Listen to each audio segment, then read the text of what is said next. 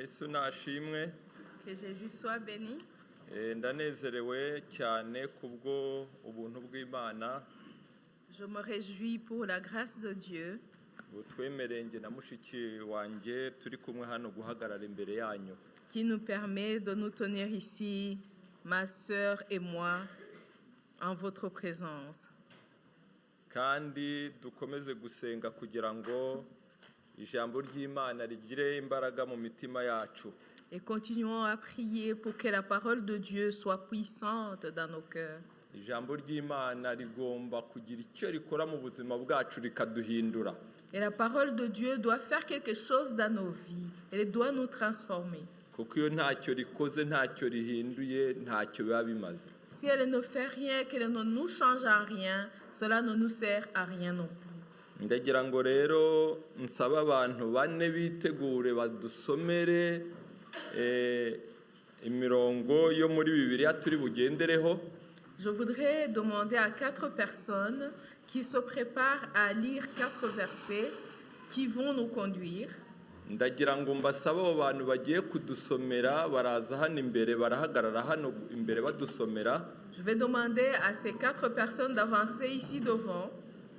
Barabanza bitegereza iryo somo. Ndagira ngo mbasabe baze kurisoma bagerageza kurivuga mu mwanya mbese nk'uko byari bimeze birimo bikorwa.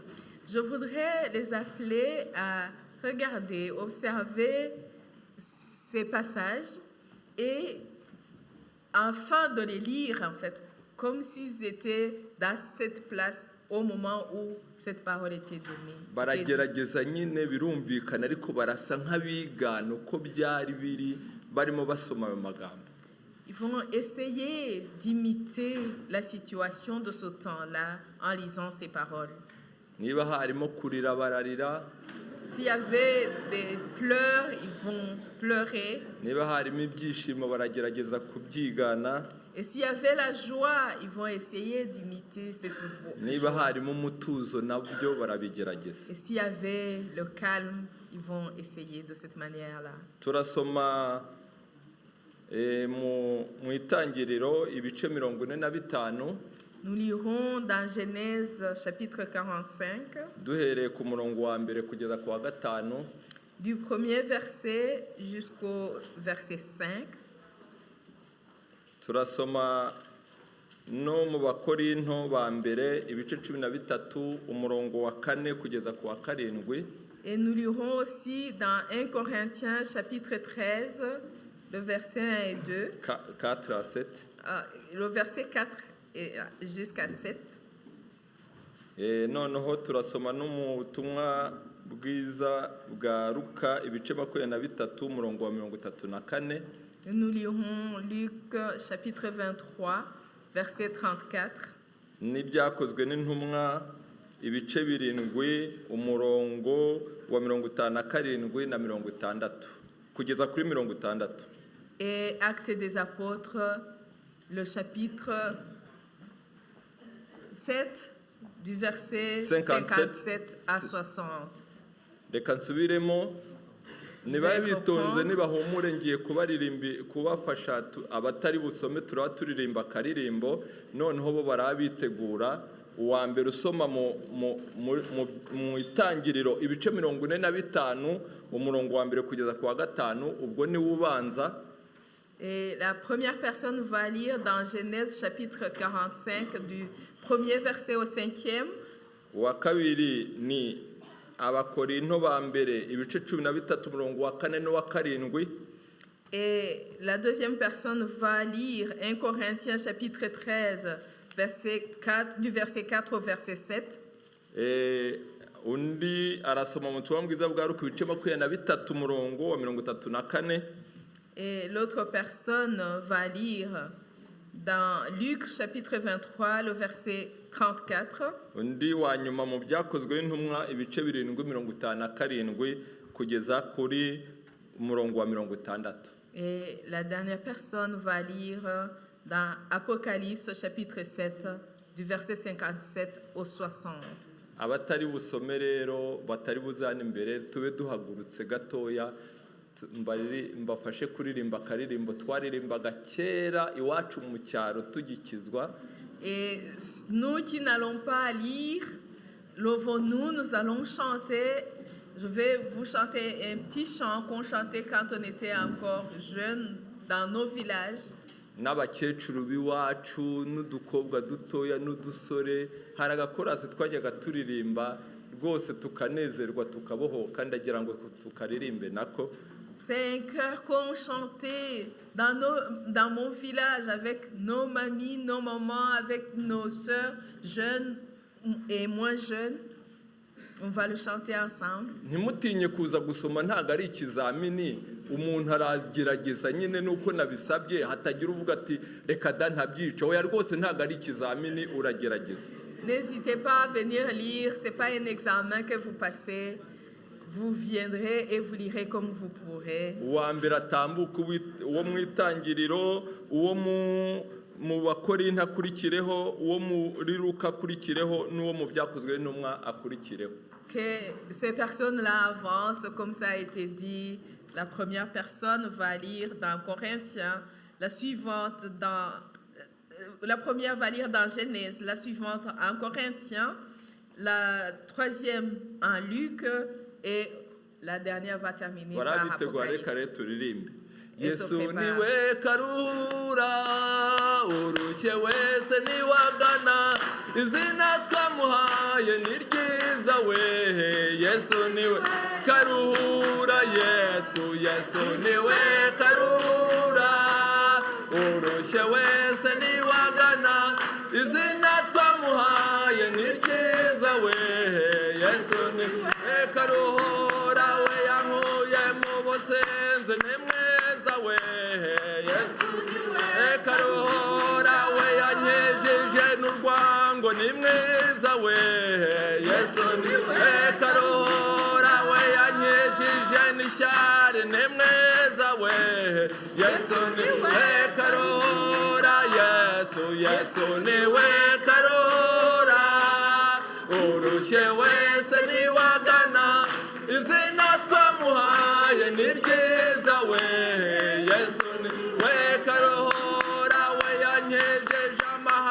Ni mwiza we. Yesu niwe karuhura we yanyujuje urukundo ni mwiza we. Yesu niwe karuhura we yamaye n'agakeza ni mwiza we.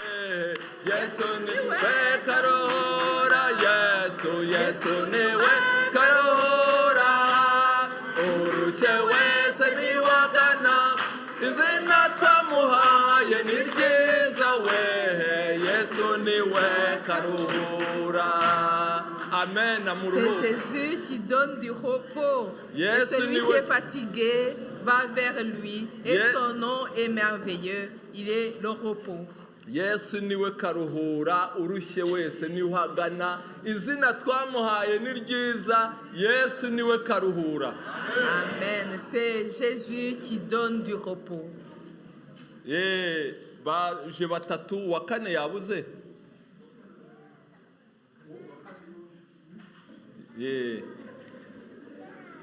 Baze kubegereza mikoro rwose.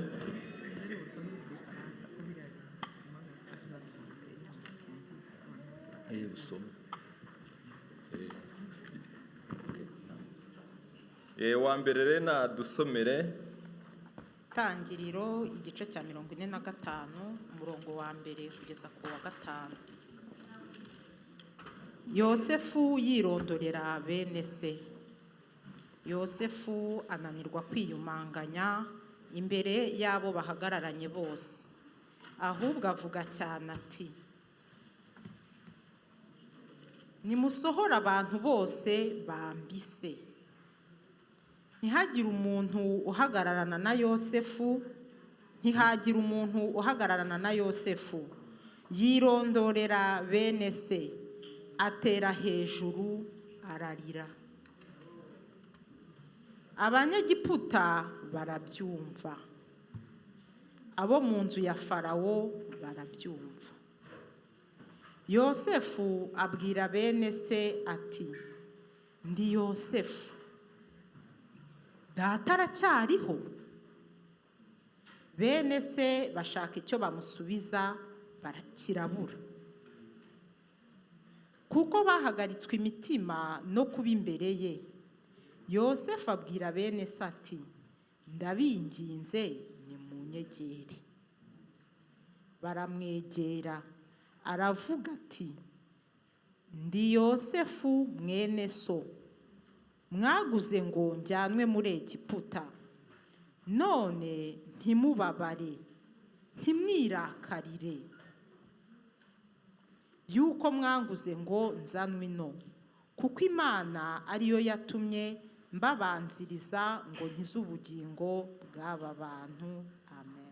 Joseph ne pouvait plus se contenir devant ceux qui l'entouraient. Il s'écria, faites sortir tout le monde. Et il ne resta personne avec Joseph. Et quand il se fit connaître à ses frères, il éleva la voix en pleurant. Les Égyptiens l'entendirent et la maison de Pharaon l'entendit. Joseph dit à ses frères, je suis Joseph. Mon père vit encore. Mais ses frères ne purent lui répondre, car ils étaient troublés en sa présence. Joseph dit à ses frères, approchez-vous de moi. Et ils s'approchèrent. Il dit, je suis Joseph, votre frère, que vous avez vendu pour être mené en Égypte. Maintenant, ne vous affligez pas, ne soyez pas fâchés de m'avoir vendu pour être conduit, car c'est pour vous sauver la vie que Dieu m'a envoyé devant vous. Amen, amen. Abakorinto ba mbere 13 guhera ku murongo wa 4 atubwira ngo urukundo rurihangana rukagira neza, urukundo ntirugira ishyari, urukundo ntirwirarira, ntirwihimbaza, ntirukora ibiteye isoni, ntirushaka ibyarwo, ntiruhutiraho, ntirutekerereza ikibi ku bantu, ntirwishimira gukiranirwa kw'abandi, ahubwo rwishimira ukuri, rubabarira byose, rwizera byose, rwiringira byose, rwihanganira byose. Twakira ijambo ry'Imana. Amen, amen. La charité est patiente, elle est pleine de bonté. La charité n'est point envieuse. La charité ne se vante point et ne s'enfle point d'orgueil. Elle ne fait rien de malhonnête et ne cherche point son intérêt. Elle ne s'irrite point et ne soupçonne point le mal. Elle ne se réjouit point de l'injustice, mais elle se réjouit de la vérité. Elle excuse tout, elle croit tout, elle espère tout, elle supporte tout. Amen. Amen. Luka 23:34 aravuga ngo Yesu aravuga ati data ubababarire kuko batazi icyo bakora. Bagabana imyenda ye barayifindira. Amen. Amen. Le Seigneur.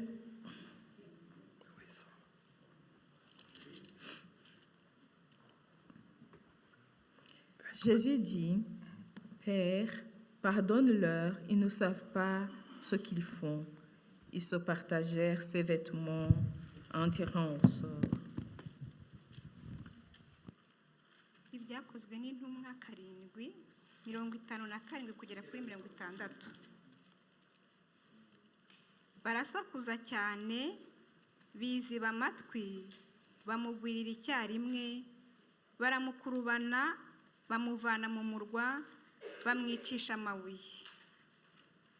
Abagabo bamushinje bashyira imyenda yabo ku birenge by'umusore witwaga Sawuli. Bakimutera amabuye, arambaza aravuga ati, Mwami Yesu, akira umwuka wanjye.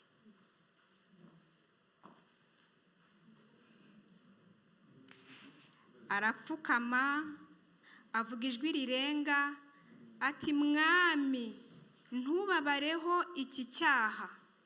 Amaze kuvuga atyo arasinzira. Sawuli nawe ashima ko yicwa. Mwakire neza ijambo ry'Imana. Mwakoze cyane. Yesu aguhe umugisha. Ils poussèrent alors de grands cris en se bouchant les oreilles et ils précipitèrent tous ensemble sur lui. Ils traînèrent hors de la ville et le lapidèrent. Les témoins disposèrent leurs vêtements aux pieds d'un jeune homme nommé Saul. Ils lapidèrent Étienne, qui priait et disait, « Seigneur Jésus, reçois mon esprit. » Puis, s'étant mis à genoux, il s'écria d'une voix forte, « Seigneur, ne leur impute pas ce péché. » Et après ces paroles, il s'endormit. Amen. Amen, amen. Yesu abaha umugisha badusomeye. Merci à tous ceux qui ont lu. Iyi message ubundi ifite navuga umutwe nayihaye ni ukuvuga ngo kubabarira gukiza, kubohora, kukanahindura. Ce message, je l'ai avait intitulé Le pardon qui guérit, qui libère et qui transforme. Ariko numvishe nakongeraho ijambo rimwe mu yo Yosefu yavuze abwira bene se. Et j'ai voulu encore une fois, j'ai senti que je devrais ajouter un mot que Joseph a dit en s'adressant à ses frères. Bavandimwe nimumbabarire munyegere. Quand il disait, chers frères, venez approchez-vous de moi. Yosefu uyu yari yarahemukiwe n'abavandimwe be nk'uko inkuru tuzizi. Joseph avait été trahi par ses frères, comme nous connaissons l'histoire. Amateka aragenda nk'uko tuyazi. Et les choses se sont passées comme nous le savons. Nari nzi ko uwahadusomeye Imana imumugisha yagerageje ari bugerageze kwigana Yosefu ari marira. Et j'espérais que la personne qui a lu ce passage puisse imiter Joseph qui pleure. Yosefu yari mu mwanya mwiza nk'uko tubizi. Farawo ye yaravuze ngo akiriye impeta yanjye. Et Joseph occupait une bonne place, comme nous le savons. Pharaon lui avait confié sa bague. Yaravuze ngo usibye nge Farawo. Il avait reçu le sceau du Pharaon et Pharaon disait, à part moi, Pharaon, nta wundi umuntu muri Egiputa yose uzazamura urutoki utabyemeye. personne en Égypte ne pourra lever le doigt si ce n'est avec ton accord. Yosefu rero akomera atyo bimutunguye. Et Joseph est devenu important en Égypte sans qu'il s'en soit préparé. Kubw'ubuntu bw'Imana agiye kubona bene se bamuhingutse imbere. Et par la grâce de Dieu, il a vu ses frères arriver devant lui. Ari umuntu ukomeye. Pendant qu'il était important. Ariko ngo ari kumwe nabo hariya. Mais quand il était avec eux, ananirwa kwiyumanganya. Il n'a pas su se contenir. Abwira les escortes yari umuntu ukomeye. Musohoke mwese. Il s'est adressé à ceux qui l'accompagnaient, qui étaient ses gardes du corps, comme il était important, leur disant, allez, sortez d'ici. Kugira ngo kuza gusaba kwe gucengere mu bavandimwe be babyumve. Pour que sa demande puisse toucher ses frères et qu'ils puissent comprendre. Yashoboraga kubikora ba basirikare bamurinze bagihara ati ndavuze ngo ni munyegere. Il pouvait l'avoir fait quand sa garde était toujours là en disant j'ai demandé que vous puissiez vous approcher de moi. Bari kuza biruka da bakamwegera. Et ils auraient pu venir en courant, oui, s'approcher de lui. Ariko akora ikintu cyo kwivanaho ibyo bintu byose arangije aranarira. Et avant de le faire, il s'est débarrassé de tout cela pour qu'il puisse pleurer même. aravuga ngo ndabingiza nimunyegere. Et il les a suppliés en leur disant, par grâce, approchez-vous de moi. Ndagira ngo tuze kurangiza iki cyigisho cyacu. Je voudrais que, en terminant cet enseignement, nawe hari icyo umwuka wera kwigishije. que l'Esprit de Dieu puisse t'enseigner quelque chose. Kandi icyo umwuka wera kwigisha ugenda ugikore. Et que ce que l'Esprit de Dieu va t'enseigner, que tu ailles le faire. Turakoresha urugero rwa Yosefu, Nous prendrons l'exemple de Joseph turakoresha urugero rwa Yesu, et nous prendrons l'exemple sur Jésus aussi. turakoresha urugero rwa Etienne Stefano, Et nous avons aussi l'exemple d'Étienne. ndongeramo urugero rwa Kandonyi Teresa, Et je vais ajouter un exemple aussi de Kandonyi Thérèse n'umugabo we Gatare Louis, et son mari Gatare, lui. ndongeramo n'ubuhamya bwa Ndayambaje Emmanuel. Et je vais ajouter le témoignage de Ndayambaje Emmanuel. Yosefu mwamusomye muri Bibiliya, Vous avez lu les histoires de Joseph dans la Bible. Yesu turamuzi turamwizera, Et Jésus, nous le connaissons et nous croyons en lui. ni umwami wacu, Il est notre Seigneur niwe uturangaje imbere. et c'est lui qui nous conduit. Twahisemo gukurikira Yesu, Nous avons choisi de ubu suivre niwe Jésus. mwami wacu, C'est lui notre Seigneur. ibendera yacu n'umusaraba, Et notre étendard, niwo c'est la croix. tuzira Et c'est dans cette croix iteka. que nous nous réjouissons éternellement. Uwo niwo Yesu twizeye. Et c'est ce Jésus en qui nous avons cru. Turanavuga na Sitefano mwene data wakijijwe, Et nous ararengana parlerons ariko hari d'Étienne. icyo yadusigiye. Notre frère qui a été sauvé et qui a été persécuté et qui nous a laissé un beau souvenir. Kandonyi Teresa hari umuzi hano? Est-ce qu'il y a Cyangwa quelqu'un wamumenye? qui connaît Kandonyi Thérèse?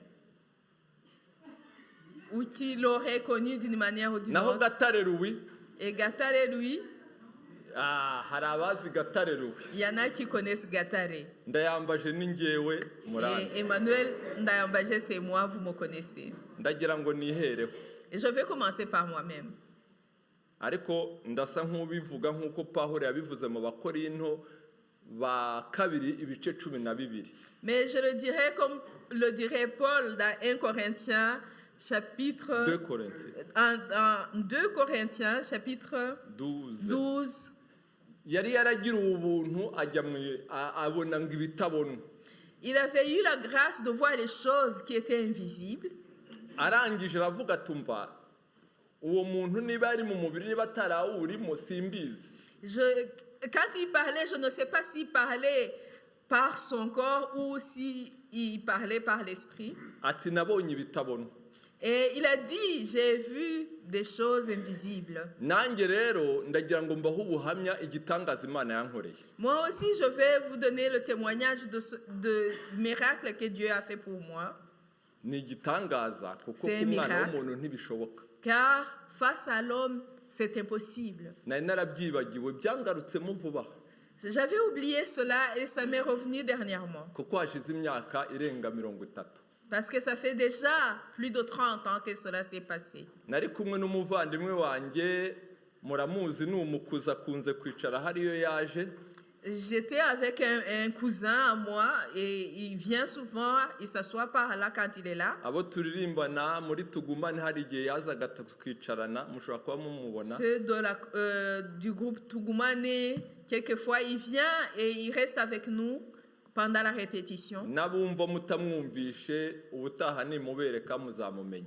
Et ceux qui ne voient pas de qui je parle, quand je vais vous le montrer la prochaine fois, vous verrez que vous le connaissez. Nari ntwaye ipikipiki Et je roulais à moto, muhetse il était derrière moi.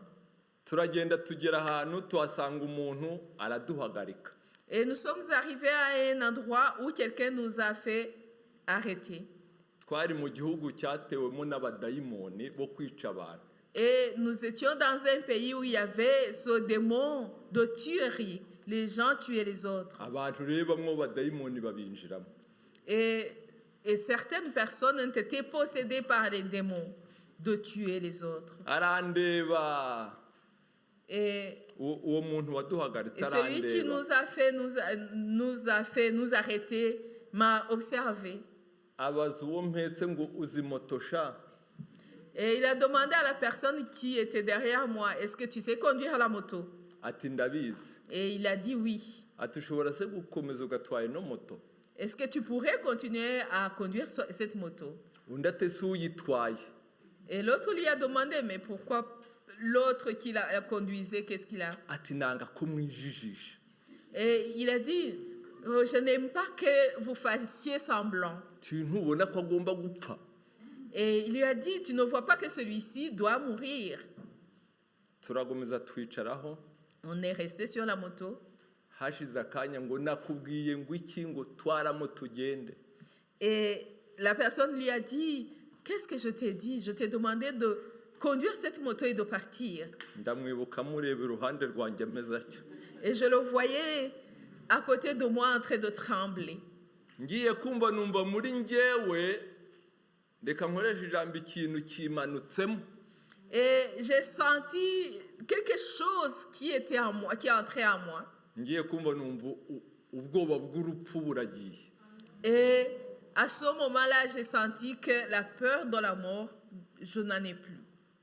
Ngiye kumva numva nanone ikindi kintu kinyinjiyemo. Et puis j'ai senti une autre force entrer en moi. Wa mugabo ndamureba ndamukunda pe. J'ai regardé cette personne et j'ai senti un amour monter à moi par rapport à cette personne-là qui parlait de ma mort. Ndeba aho mpagaze ndavuga nti ntaganyicira. J'ai regardé où je me tenais, je me suis dit non, il ne va pas me faire mourir ici. Arajya kunyicira hariya hantu. Il va me faire mourir là-bas. Niho ntaganyicira mu muhanda. Il ne va pas me faire mourir sur la route. Nabara nkasanga harimo iminota nk'ibiri y'urugendo. Et quand je regardais la distance qu'il fallait faire, il y avait au moins 2 minutes de trajet. Numva ikizamini muri njyewe. Et j'ai senti en moi une sorte d'examen. Tegura ivugabutumwa ry'iminota ibiri. Et j'ai senti cet appel à moi de trouve un message d'évangélisation de 2 minutes. Ivugabutumwa rimwemeza. Et un message qui va le convaincre. Kandi akazagusanga mu ijuru. Et pour qu'il puisse te retrouver au ciel. Iyo minota ibiri ntago harimo kumusaba imbabazi. Pendant ces 2 minutes, il n'y avait pas de demande de pardon ou d'excuse. Ntago kandi harimo kuvuga ngo aze kumbabarira.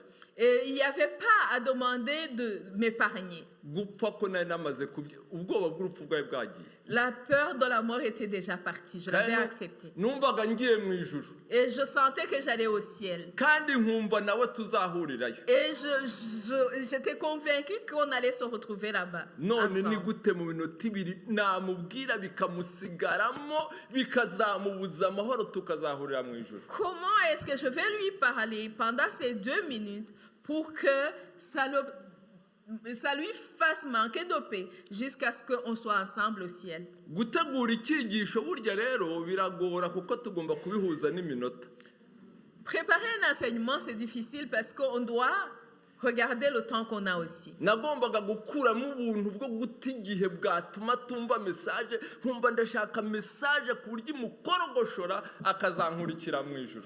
Et je devais éviter de m'égarer dans les petites choses, mais donner un message direct qui va le convaincre et pour que lui aussi puisse me suivre au ciel. Nkavuga ntubu rero uranyishe ngiye mu ijuru ariko ndashaka ko tuzahurirayo. Yesu aragukunda, uwo Yesu usigara umutekerezaho kandi numwizera azaguha ubugingo azaguha n'amahoro. Nari mu bintu bimeze nk'ibyo. Pendant que je réfléchissais, je disais, ok, je vais lui dire que, ok, même si tu me tues, je sais qu'il n'y a pas de souci avec moi, je vais mourir, mais Jésus t'aime et je voudrais que tu crois en Jésus pour qu'il te donne la vie éternelle, qu'on se retrouve au ciel et qu'il te donne la paix. Muri ako kanya haza undi mugabo mu babyeyi bacu Et entre-temps, un autre homme qui est un père, on dirait un de nos pères, est arrivé. yari mu modoka. Il était en voiture. Wa mugabo aramubwira ngo komeza ugende muze. Et le monsieur qui nous avait arrêtés lui a dit, continue ta route, papa. Ahita avuga ngo tugende basha, ndakoresha imvugo yari ihari. Et il a dit, venez mes garçons, venez, on y va aussi.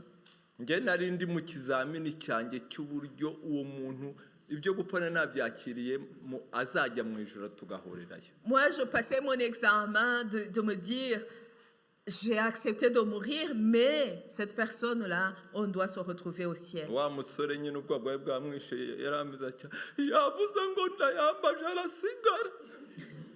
Et mon cousin qui était derrière lui disait, mais non, il a dit que Ndayambaje va rester. Arasigara gute? Comment est-ce qu'il va rester? Ava mu modoka. Et le monsieur est sorti de la voiture. Ariko musengo muzana ibintu by'imikino ngo ninde utabona ko yagomba gupfa. Et le monsieur lui a dit, celui qui nous avait arrêtés lui a dit, mais vous jouez, vous ne voyez pas que cette personne doit mourir. Ona bazaza ati rwose n'umwana wanjye n'iki ati fana imikinaho. Et le papa a commencé à dire, écoute, c'est mon fils. Et l'autre lui a dit, non, commence pas à jouer avec moi. Mbese urazuza uko nitwa? Est-ce que tu me connais? Tu connais mon nom? Ndati se utarimbwe naribwirwa n'iki? Et l'autre lui a dit, mais si tu ne me donnes pas ton nom, comment est-ce que je saurai? Nitwa shitani. Et il a dit, je suis Satan. Uransaba icyo ntagira. Tu me demandes quelque chose que je n'ai pas. Uransaba ngo nguhe imbabazi. Tu me demandes de te pardonner. Muri nge shitani ntazibamo. Et en moi, Satan, il n'y a pas de pardon. Urata igihe rero. Tu perds ton temps. Nanjye aho ndi ntibasi. Et moi, dans mon cœur, je me suis dit, c'est fini. Ya nzira nihitiyemo yo kwitegura nihitiyemo sawa ntago nahitiyemo. Imbaraga zanyuzuye zatumye mbyakira zakoze nikomereza ubutumwa bwanjye. Et moi dans mon cœur je me disais oui, cette puissance qui est venue en moi qui a fait que j'ai accepté mon sort, je vais continuer mon chemin et donner mon message. Uyu muntu tuzahurire mu ijuru. Pour que cette personne-là, avec cette personne, on se retrouve au ciel. Umugabo arakomeza aringinga aratakamba. Et ce papa a insisté, il a imploré sa grâce. Duhore twinginga niko ijambo ry'Imana rivuga. Et la parole de Dieu nous dit de persévérer et d'insister. Wa mugabo ntago yambabariye. Et cet homme-là ne m'a pas laissé. Yaravuze ngo genda sha. Il lui a dit, tu peux partir, Ariko sinkubabariye. mais je ne te pardonne pas. Niko yambwiye. Et c'est ce qu'il m'a dit. Hagira ngo ndarota. Et j'ai pensé être en rêve. Genda ariko sinkubabariye. Vas-y, mais je ne te pardonne pas. Nguko uko navuye aho. C'est comme ça que j'ai survécu. Ariko ikizamini Imana yari yampaye Mais l'examen que Dieu m'avait donné, naye nagitsinze. je l'avais réussi. Urukundo yari yanyujuje L'amour dont il m'avait fait remplir rwakomeje kumbamo. a continué à grandir en moi. Ngarutse aho hantu nahuriye n'uwo muntu Quand je suis revenue au point où on s'était rencontrés, mbabwije ukuri nagendaga ndangaguzwa muhiga isura nayo narayifashe. quand je suis revenue là, j'ai commencé à regarder à gauche, à droite en essayant de le retrouver parce que j'avais son visage qui était fixé en Nayo moi. narageze mu gihe none adashobora kugira icyo yantwara. Mais j'étais arrivée au moment où il ne pouvait rien me faire. Mwibwira ko namushakiraga iki? Vous pensez que je le cherchais pourquoi? Hari uwumva afite igitekerezo namushakiraga iki? Je le cherchais pourquoi? Kumujyana muri resitora numvaga binyakamo. Je le cherchais pour l'inviter dans un restaurant. Numvaga ariho nabona umwanya twicaye ku isahane y'ifiriti.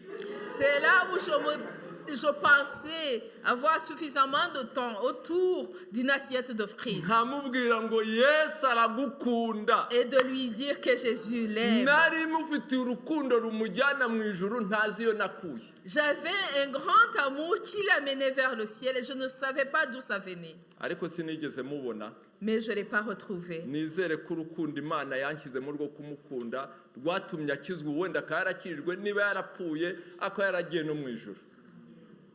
J'espère que l'amour dont Dieu m'avait rempli de l'aimer l'a fait être sauvé. Et que même s'il est vivant, qu'il est sauvé, ou s'il est mort, qu'il est mort sauvé, il est allé au ciel. ni ubuntu bw'Imana. ubundi ntago ngewe ntago ari uko ndi.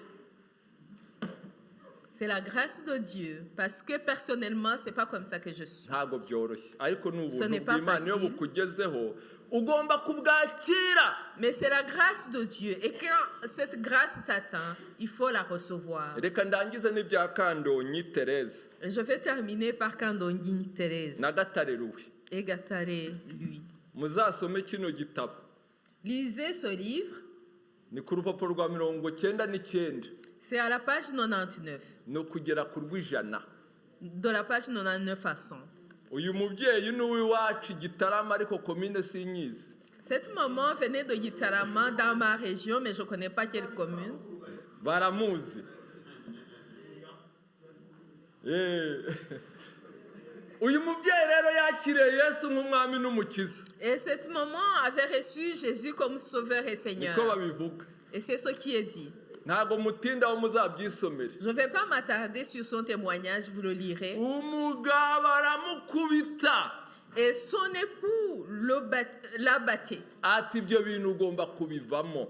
La battait lui disant qu'elle doit abandonner le salut. abakristo bajya kumusura Les chrétiens sont allés la voir. baramubwira bati Kandonyi we, Ils lui ont dit, Kandonyi, gukizwa regane uyu mugabo mute wikurikiriye Yesu, none se ubu gukizwa bivuga kwiyahura. lui ont dit, écoute, le salut ne veut pas dire se suicider. Tu peux laisser ton mari et suivre Jésus. Kandonyi arabasubiza ati urukundo nkunda umugabo wanjye nimuta Satani azabatsinze. Et Kandonyi leur a répondu, j'aime mon mari d'un amour que si je l'abandonne, Satan aura vaincu. ati ndumva mfite imbaraga zo kwihanganira ibyo ankorera byose kandi azakizwa. Et elle a dit, j'ai la force de supporter tout ce qu'il peut me faire et il sera sauvé. abamusuye bati ibyo ni ibyawe ariko ntabwo arizo nama twe dutanga. Et ceux qui étaient venus la voir lui ont dit, écoute, ça te revient, mais ce n'est pas le conseil que nous nous donnons. igihe cyarageze uyu Gatare Louis asanga umugore we ati nabuze amahoro nsengera. Et le moment est venu et Gatare lui est allé trouver son épouse lui disant, je manque de paix, prie pour moi. akaba ari we wabaye inkingi mu ivugabutumwa muri icyo gihe, avuga ubutumwa yarakijijwe n'umugore we Kandonyi. Haleluya. Et Gatare lui est devenu le pilier de l'évangélisation dans ce coin. Après avoir reçu le salut avec son épouse, ils ont commencé à évangéliser. bene da, niba twarakurikiye Yesu, Chers frères et sœurs, si nous avons suivi Jésus, uku kubabarira gukiza, kubohora, guhindura turagukeneye. si nous avons suivi Jésus, ce pardon qui guérit, qui libère et qui sauve, nous en avons besoin. izo mpamvu zanjye, izo mpamvu zawe ni izawe nk'umuntu. Ces raisons que tu donnes, les raisons que je donne, sont des raisons humaines. ariko mu ijuru habayo imbaraga Mais au ciel, il y a une puissance ziza zikagera mu muntu qui descend et entre en une personne zikamukoresha iby'ubutwari. et lui fait faire des choses de vaillant. ni ukubwira Imana gusa uti ndemeye. C'est seulement dire à Dieu, j'accepte. nubwo ubivuga uhinda umushyitsi, Même en le disant, tu trembles, mais tu le dis. ariko Imana ijya ibikora. Et Dieu le fait. iminota irihuta, reka ngere vuba. Le temps passe vite, je vais essayer d'avancer. uyu Yozefu rero Et Joseph n'abavandimwe be et ses frères, bamukoreye ibyo bamukoreye, ces frères-là qui avaient fait ce qu'ils ont fait pour lui. kandi bamufata cya gihe yarababonye, cyangwa se niba baranamufashe bakajya bazunguza, ariko yumvaga amajwi. Quand ils l'ont pris et qu'ils l'ont menacé, il les voyait, même s'ils ont essayé de le cacher, mais il entendait leur voix. Ubu benshi muri mwe ndabazi, Parmi vous, je vous connais presque tous. nubwo naba ameze nka Stefano nicaye hariya muntera amabuye, Même si j'étais Stéphane à qui vous lancez des pierres, najya mvuga najya numva umwe avuga ati mukubite ibuye, nkavuga nti uwo ni Esiteri. même si vous lancez des pierres, je dis en disant lance-lui la pierre, je reconnaîtrai la voix uwo d'Esther. ni mwumva neza. Et l'autre lance la pierre, je sais, c'est Mumvaneza qui lance la pierre. Abavandimwe rero bamuhingutseho Yozefu, Et ses frères l'ont retrouvé. yari abazi neza. Il les connaissait bien. Hari inkuru nkeya yari abafiteho. Il connaissait certaines histoires d'eux. Bibiri ivuga kuri bariya bavandimwe be bakomoka kuri bariya baja Et la Bible ba Yakobo. nous parle de ses frères qui sont nés des servantes de Jacob. Hari Dani na Naftali, Il y avait Dan et Naphtali, na Gadi na Sheri. Gad et Shel. Dani na Naftali ni ababiruha umuja wa Rasheli. Dan et Naphtali étaient de Beloha. Biruha ni ko mu Kinyarwanda. Beroya. Noneho Gadi na Asheri ni abazirupa umuja wa Leya. Et Gad et Achel descendaient de Zilpa, qui était la servante de Léa. Nibo bakundaga kuragirana, Ce sont eux qui gardaient les troupeaux ensemble. ngo bagakora amakosa Et ils faisaient des bêtises ensemble. akabibwira se, Et lui, il rapportait cela au papa. bakarushaho ngo baramwanga urwango rukomeye. Et eux, ils le haïssaient à cause de ça. Ariko noneho ikindi gihe ajya kubareba bose bateranye baragiye, usibye Benjamin Et murumuna we.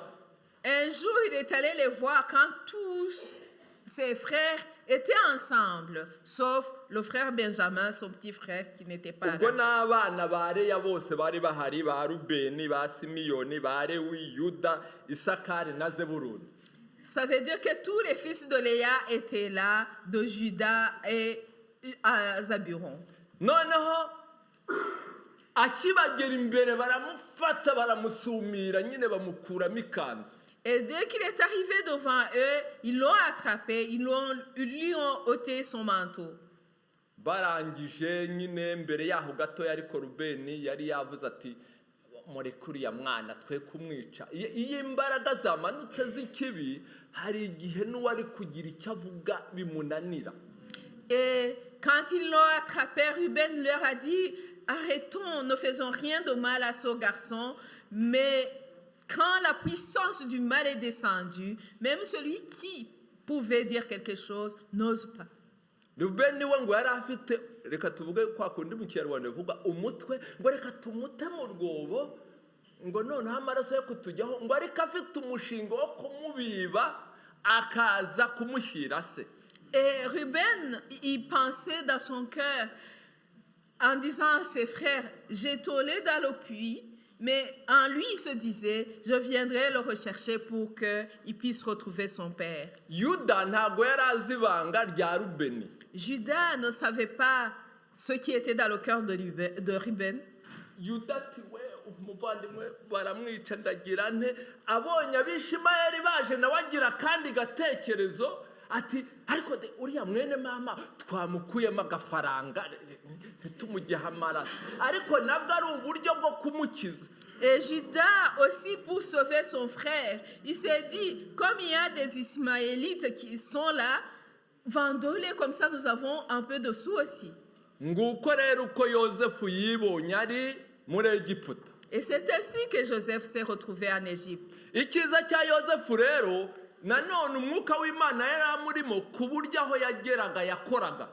Et ce qui est bien, c'est que l'Esprit de Dieu était sur Joseph et partout où il arrivait à travailler. yabaye umugaragu mwiza kwa Potifari. Il a été un bon serviteur chez Potiphar. Potifari arumirwa ahita avuga atumva fata inzu yose yobora. Et Potiphar lui a tout remis en main, disant, tu peux gérer toutes choses. ageze no muri gereza inkuru rwo ndihuta uko byagenze umugore amufungishije nabwo agezemo akora akazi nta cyabaye umuyobozi wageze ahita avuga ati nzago nzajya nirirwa nza yobora abanyururu. Et quand il est arrivé en prison, le directeur de prison lui a fait confiance parce qu'il travaillait bien. Et il lui a dit, tu vas gérer la prison, je ne viendrai même plus. Bene dareka tujye tworoha. Chers frères et sœurs, soyons humbles. Umuyobozi wakoranye nakuvana mu ijwi akakujyana mu rindi nubwo utari ubikunze uriririmba ubarushe ari uzajya utoza abazajya bari gusangamo. Si le responsable de la chorale te dit, tu ne vas plus chanter dans cette voix-là, tu vas dans l'autre, va dans cette voix et chante-la mieux que les autres et comme ça tu peux conduire les autres. Umurimo wose bagushyizemo ukore neza ku buryo bazajya baguhindura umushefu. Et chaque œuvre qu'on te donne à faire, fais-la correctement et sois meilleur pour que tu sois le chef. Igihe kirageze reka twihute. Yosefu abaye umutegetsi ukomeye bantu bamunigaguye nuko nta mwanya dufite twari gusa nk'ababikora bamusimbukira ubwo imaje yari ayifite we yari abazi bose bamuhinguka imbere. Et le moment venu, Joseph est devenu quelqu'un d'important et ses frères qu'il avait persécutés se sont retrouvés face à lui. Yashoboraga kubabwira ati akajya bavuga mu mazina gadi we uribuka. Il pouvait se tenir face à eux et leur dire, Gad, tu te souviens du moment? akajya areba abamukikije hano ati ongera sasha ongera. Il pouvait regarder ses gardes du corps et dire, vas-y, dis quelque chose encore. Dani ngaho se. Et toi, Dan, dis quelque chose. Ndi hano. Je suis là. Ariko kuko umwuka w'Imana ari muri Yosefu. Mais comme l'Esprit de Dieu était en Joseph, ngo ararira cyane. Il a pleuré. Nubwo yari amaze gusohora abantu yararize ku buryo byageze hanze ijwi ry'abari barize reka turaziranye bene data. Même après avoir fait sortir toute sa cour, il a pleuré tellement que ceux qui étaient dehors ont reconnu sa voix qui pleure. Nous connaissons, frères et sœurs. Et dehors, on sait vraiment amener les nouvelles. Et si vous lisez bien, vous avez compris que la nouvelle est vite allée chez Pharaon. yabasohoye ariko amakuru yagiye Yosefu yabonye abavandimwe be barize n'ibirori ntiwarora yananiwe ntakiri wa munyacyubahiro tuzi. Ce qui se passe entre frères et les nouvelles sont vite parties chez le pharaon en disant il a retrouvé ses frères et ils sont en train de se réjouir, de pleurer, on ne le reconnaît plus. niyo yari kuba yabapfukamishije abakubita inshyi yabagize nabyo byari kugira ati yababonye ariko niba ari abavandimwe arimo kubaha inshyi abandi arakubita imitwe ku bikuta ntituzi byari byo mbese ngo ni abavandimwe bari ko nyine. Et s'il avait fait autrement, il retrouve ses frères, il veut se venger, commence à les taper, à les cogner partout. Cette nouvelle aussi allait partir et ils allaient se demander si c'était même ses frères. Mais Joseph, lui, il pleure.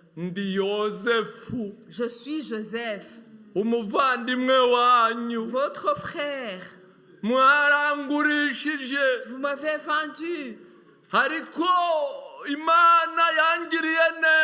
Mais Dieu m'a fait grâce. Je suis devenu quelqu'un d'important. Je vous supplie, approchez-vous de moi. Tous avaient peur devant lui. nimuhumure nimunyegere. N'ayez crainte, approchez-vous de moi. Na wa wundi wamufasha cyaniga agenda ashinga inzara nawe aregera. Même celui-là qui voulait l'égorger, il s'est approché. Na Rubeni nawe aregera ariko avuga ati aho ntiyagize ngo kumuta mu rwobo nashaka kumwica n'ukuri nashaka kumukiza ariko nawe aregera. Ruben aussi s'est approché se demandant est-ce qu'il n'a pas pensé que quand j'ai voulu le jeter dans le puits, c'était pour le tuer alors que je voulais le sauver.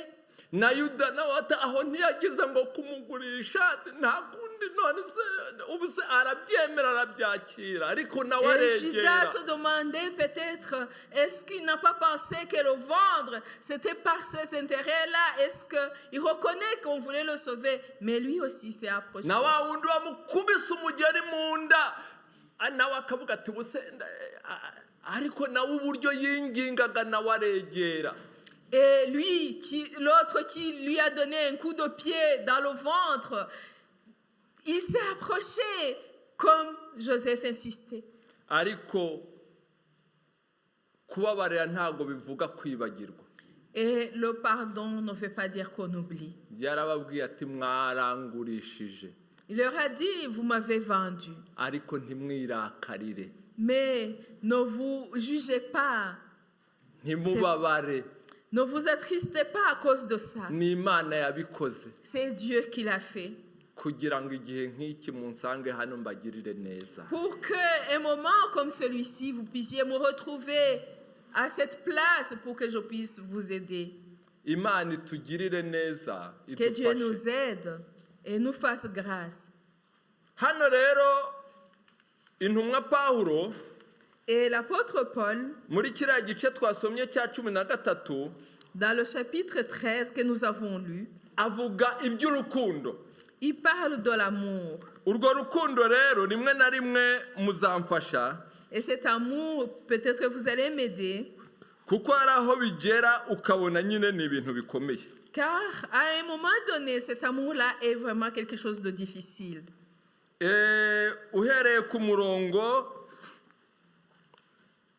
wa reka duhere ku murongo wa 7. En partant du verset 7, la charité excuse tout, elle croit tout, elle espère tout, elle supporte tout, Haravuga ngo rubabarira byose, elle excuse tout, rwizera byose, elle croit tout, rwiringira byose, elle espère tout, rwihanganira byose. elle supporte tout. Sa nkaho ntumva ayo magambo. Ces mots-là me sont difficiles à saisir. Kwihanganira byose ubwo bishatse kuvuga iki? Que veut dire supporter tout? Twebwe hari igihe twongera tukavuga ngo oya sha erega ibyo uvuga byawe nyine nuko utazi ibyo. Quelquefois, nous autres, nous nous retrouvons en train de dire ah non, ce que tu dis là, c'est pas sérieux. Non. Ariko ijambo ry'Imana ririmo kutubwira ko iyi Imana yatanze imbaraga. Mais la parole de Dieu nous dit que quand Dieu donne sa force, Rwihanganira byose, l'amour supporte tout. rubabarira Il byose. pardonne tout. Umwami Yesu Et le Seigneur Jésus, uriya twizera twese, celui en qui nous croyons tous, ari we waduteranirije hano celui qui nous a réunis ce matin, kubw'uko twizera izina rye, car nous avons crié en son nom. hari ijambo twabonye yavuze. Nous voyons la parole qu'il a dite. Ntabwo yarivuze cya gihe barimo bazunguza twa tubabi harya n'uduki. Il ne l'a pas dit quand on était le jour des rameaux. Yarivuze amanitse ku giti cy'umusaraba. Il a dit quand il était crucifié, Arimo avirirana. quand il saignait, Yaraye ijoro akubitwa ashinyagurirwa. quand il venait de passer la nuit en étant battu et Ananiwe. maltraité, et quand il était fatigué, Afite inyota. quand il avait soif. Abamukorera ibyo bakiri muri fete bamureba Et hariya ceux qui baseka. le malmenaient étaient toujours en fête et se moquaient de lui.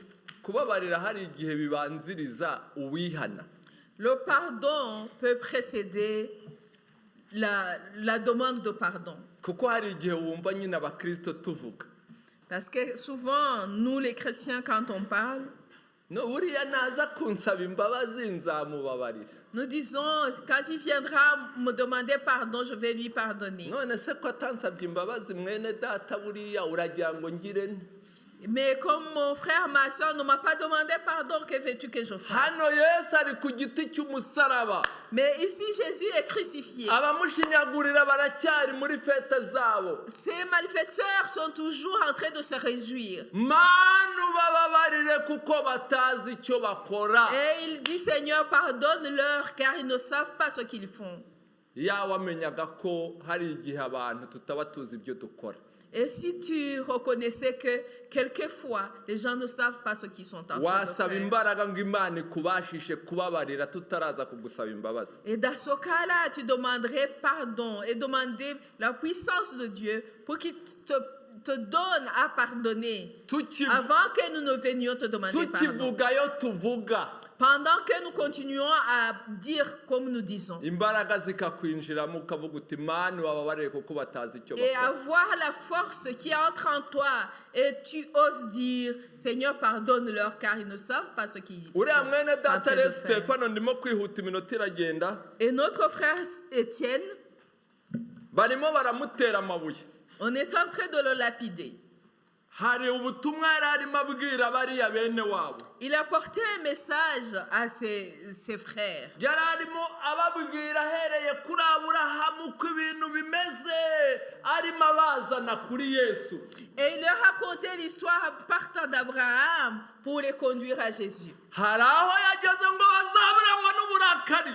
Mais à un moment donné, ils ont été pris de colère, d'orage. Soro atariko Pawulo ati mukuramo iyo myenda kuko bambaraga iriya myenda bigira batya bigira ntiyari gutuma batera amabuye neza. Et Saul leur a dit, ôtez vos manteaux, car les manteaux allaient les empêcher d'envoyer les pierres. Bikuramo ibishura banagira Pawulo arabisama. Et ils ont ôté leurs manteaux qu'ils ont jetés à Paul, qui les a attrapés. Bamutera amabuye. Ils ont commencé à lapider Ngo Étienne. basakuza. Et ils criaient. Muri uko kumutera amabuye. Et pendant qu'il lançait ses pierres, Nimwitegereze Stefano. observez Étienne. Arimo kweguka arwana no kugira ngo isengesha rikora apfukamye. Et lui qui se bat pour qu'il puisse faire sa prière à genoux. Ubundi iyo batera amabuye Quand on lance des pierres, umuntu arwana apfuka umutwe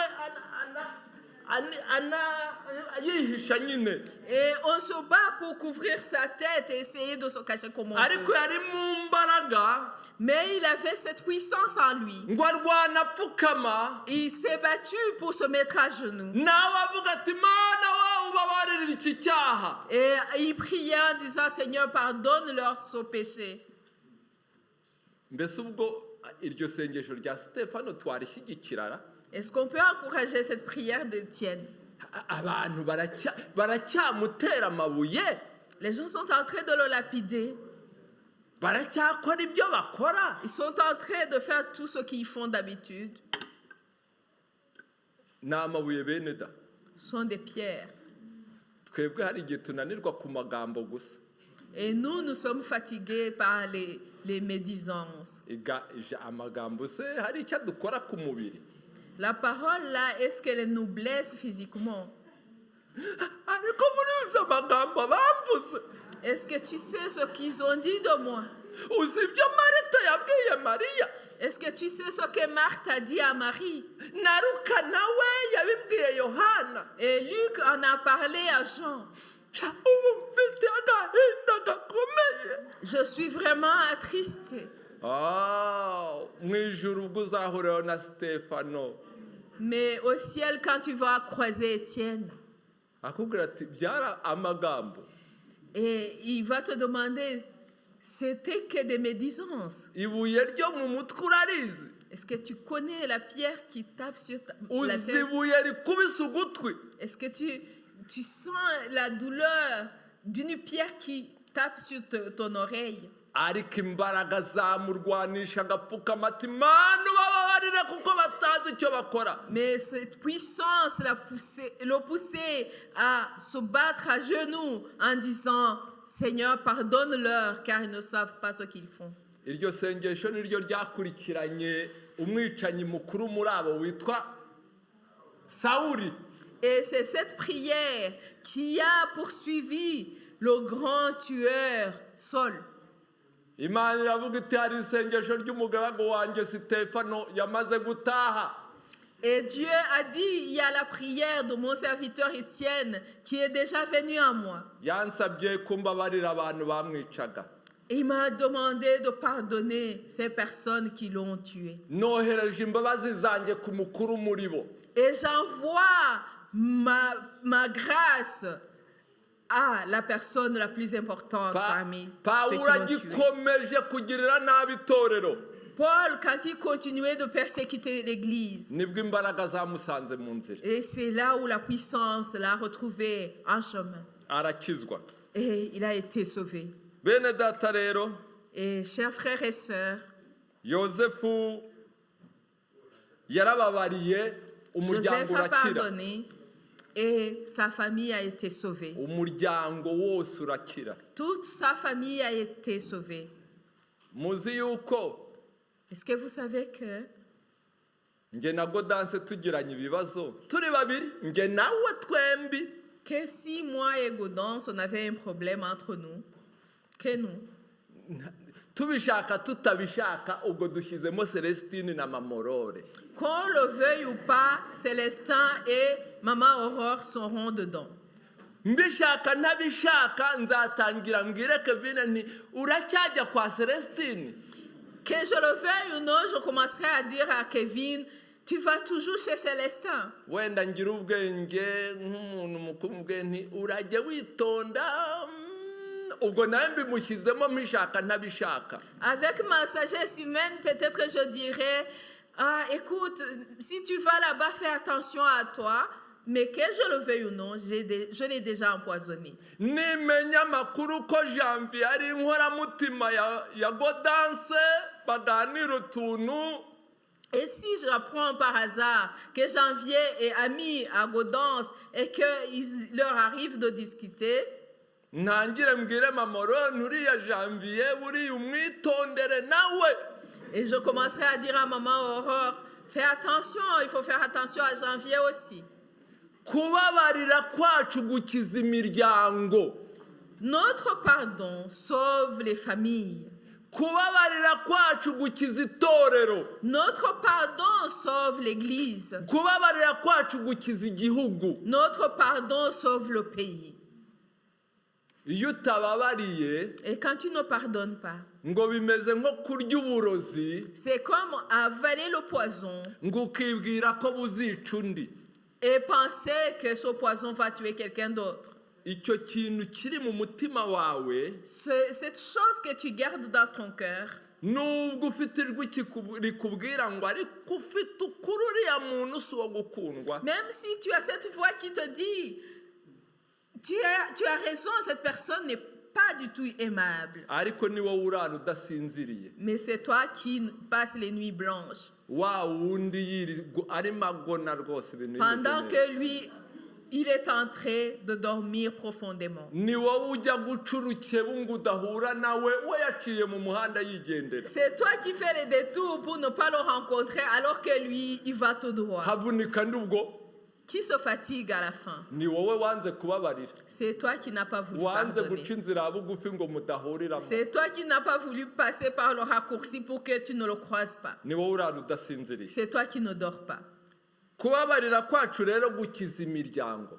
Et notre pardon sauve les familles. Yesu yaratubabariye Jésus nous a pardonné tubona agakiza. et nous avons reçu le salut. Etienne yarababariye Étienne a pardonné. umwicanyi mukuru Pawulo arakizwa. Le grand méchant Paul a été sauvé. Kubabarira rero ntabwo byibagiza ibyabaye biba byarabaye.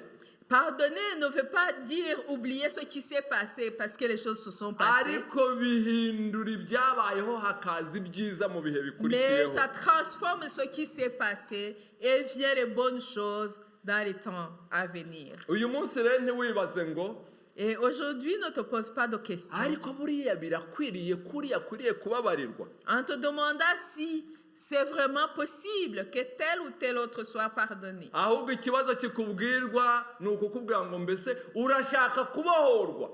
Et la question qui t'est posée par contre, c'est de savoir si tu veux être libéré.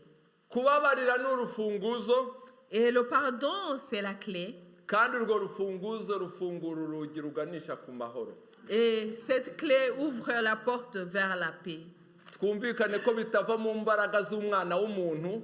Comprenons-nous, ça ne vient pas de la force ou de la puissance humaine. Umuntu ubwo agerageje byo ntibikunda, Quand quelqu'un essaie par lui-même, il n'y arrive pas. ariko dufite ibanga, Mais nous avons un secret. dufite umwami w'abami Nous avons wanesheje. le roi des rois qui a vaincu. Icyo dukora kimwe ni ukumwemerera. Ce que nous faisons et qui est une seule chose, c'est de lui accepter. Izo mbaraga zishyiramo ahasigaye ibintu bikajya byikora. De lui accepter, de recevoir cette puissance qui vient de lui et les choses roulent par elles-mêmes. Izo mbaraga nizigendera muri twebwe, Et si cette puissance est en nous, indushyi ziri hanze zizaza ziruka ziti turashaka kubana namwe, natwe dukeneye uwo Yesu ukaruhura.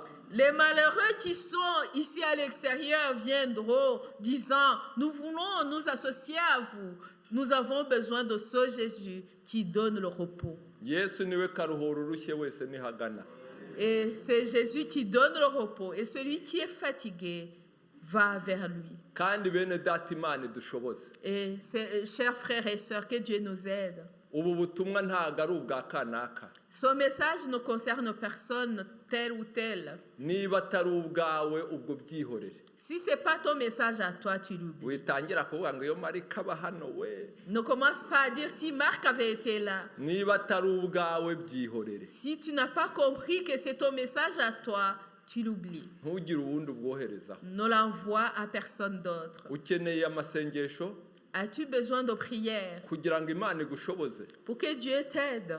Nawe ufite ikibazo cyakugoye mu buzima. As-tu un problème qui t'a été difficile dans ta Nicyo mu vie? itorero hano, Dans l'église, nicyo mu muryango wawe, dans ta famille, nicyo mu kazi, c'est au travail, nicyo umuntu w'inshuti. c'est avec un ami.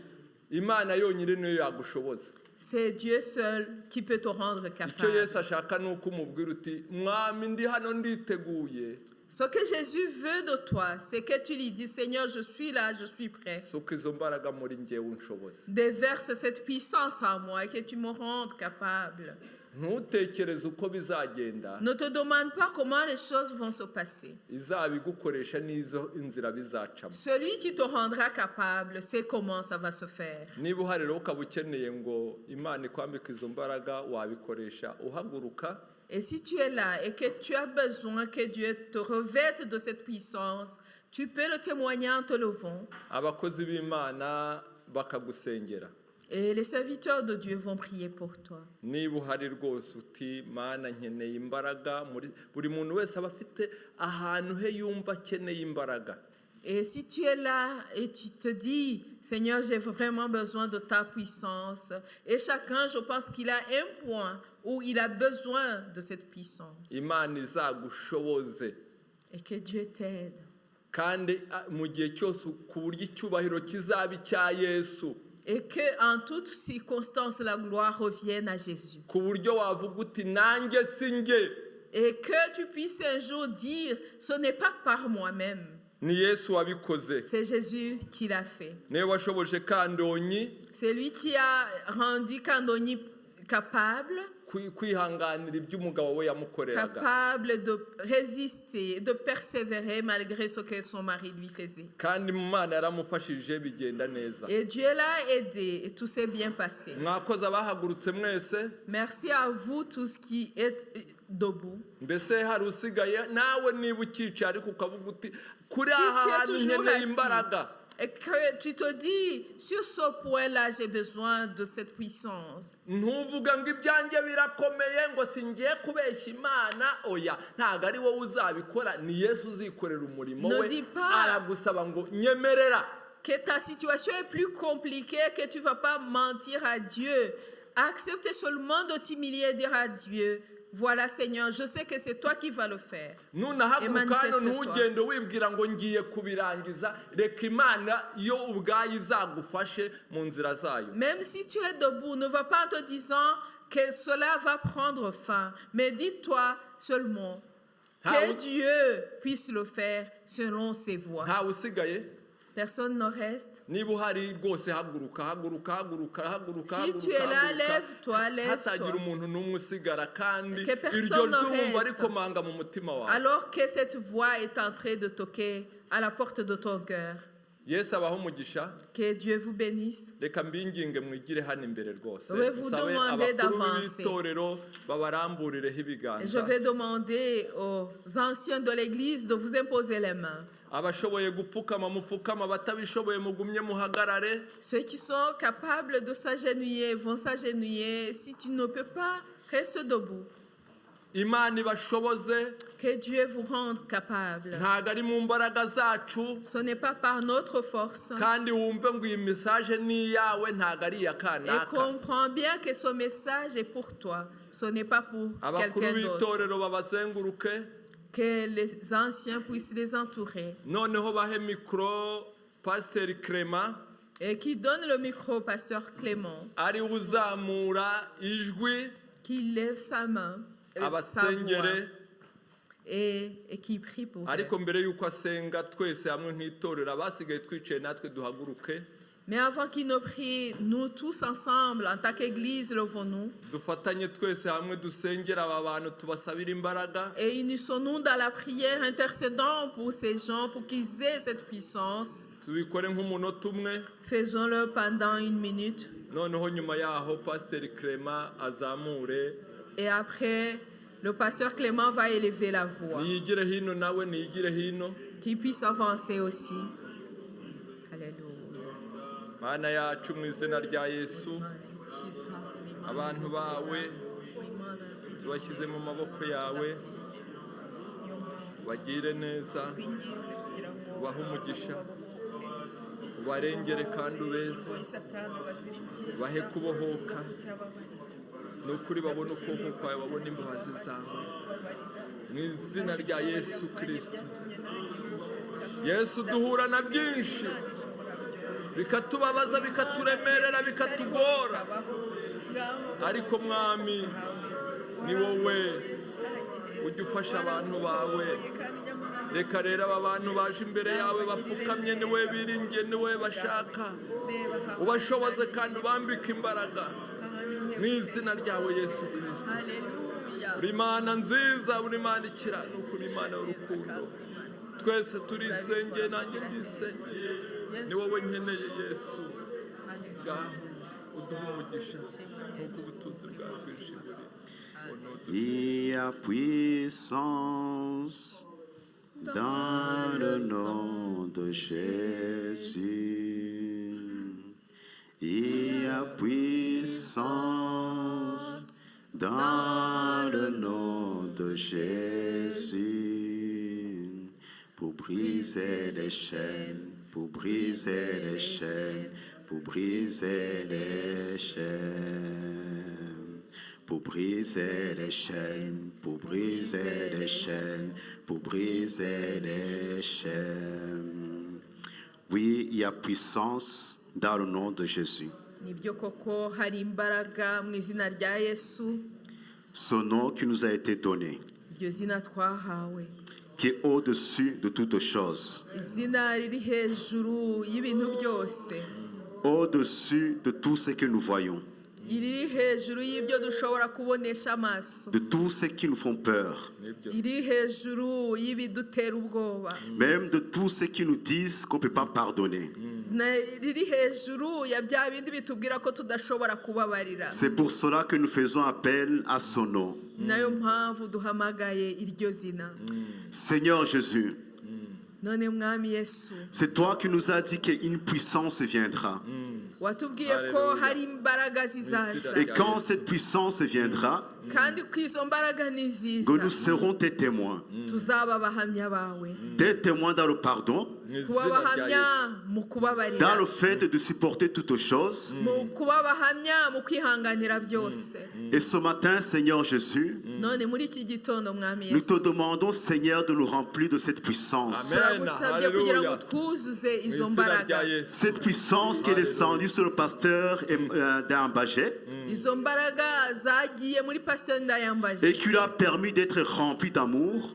zikamwuzuza urukundo Cette puissance qui est descendue dans Étienne izo mbaraga zabaye muri et Etienne qui lui a permis de pardonner. zikamubashisha kubabarira Cette même puissance, et Seigneur, nous prions izo mbaraga nanone nizo dusaba qu'elle puisse descendre sur chaque personne qui s'est mis à genoux. kugira ngo zibashe kumanukira muri buri wese wapfukamye Ceux qui hano sont ici devant, aba baje hano imbere même ceux qui nous suivent sur YouTube, n'abariya bari kudukurikira kuri que cette YouTube puissance descende. Hallelujah. izo mbaraga Que zibamanukire lorsque ces personnes vont se lever, kandi bagihaguruka qu'elles puissent sentir qu'elles ont reçu cette puissance. babashe kumva ko bakiriye izo Et mbaraga qu'elles koko. puissent aller voir la personne qui les ont blessés. noneho bajya kureba wa wundi wabakomerekeje wabababaje Et que cet amour puisse être visible. kugira ngo urwo rukundo rugaragare Merci Seigneur Jésus. turagushimiye mwami De Yesu cette force que tu nous habilles. kuri izo mbaraga waduhaye Du fait que nous allons devenir tes témoins. kubwo kutugira abahamya bawe L'ennemi n'aura plus sa puissance sur nous. umwanzi nta butwara kidufiteho Dans ton église, nous allons voir des transformations. mu itorero tuzabona ibihinduka Dans nos familles, nous allons voir des choses changer. mu miryango yacu tuzabona ibintu Alléluia. bihinduka Nous allons entendre des témoignages. tuzumva ubuhamya Merci Seigneur. urakoze Que ton mwana nom soit loué. izina ryawe Au nom rihabwe de Jésus. icyubahiro Amen. mu izina rya Amen. Yesu Amen. amen Amen. sagusari n'ahandi wabasha kuhanshitsa sagusari n'ahandi wabasha kuhanshitsa we sagusari n'ahandi wabasha kuhanshitsa sagusari n'ahandi wabasha kuhanshitsa we ndenganyamana ndengangere mu